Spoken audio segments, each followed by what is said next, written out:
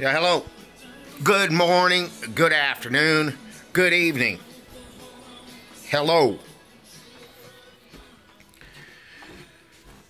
Back in the 90s, I owned a little business. I called it Danes and Sons Ag Services. And on my card, I called it Danes and Son because I like Sanford and Son. Or as my beloved deceased professor called it, Sanford and Sons. Dr. Judy was so uninformed about television, he called it Sanford and Sons, and he thought it was terrible, and I thought it was just hilarious. I realized I was not an intellectual at that time. Anyway, going back to my story,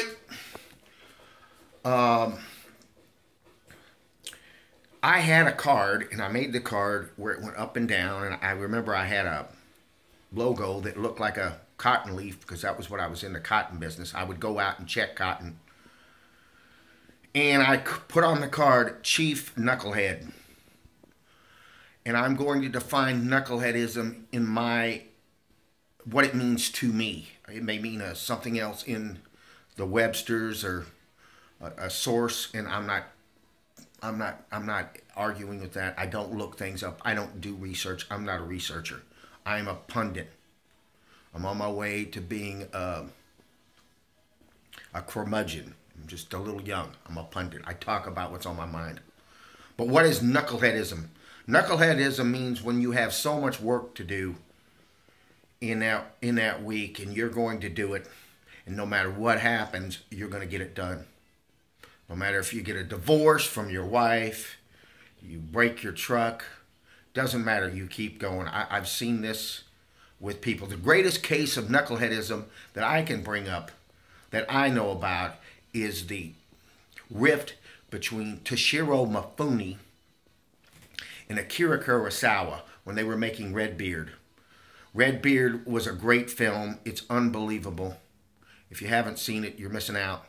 But anyway, during that film, Mr. Mifune had to wear a real heavy beard for the part, and he couldn't play any other parts. He couldn't make any other money. And he got mad at Mr. Kurosawa, said he couldn't shave it and that he couldn't do it. So they got into a big argument, and they made a great film, and they never made another movie together. Now, Mifune went on and made a lot of money and became a star all over the world, but he said he never did care about anything after that. And Mr. Kurosawa would never admit to nothing, but a little before they died, they made up. But we all missed out on their films. They all missed out. Mr. Kurosawa tried to commit suicide. He had to get money from communists. He had to do whatever he could to make movies. He made some great films, but nothing like he did with Kurosawa.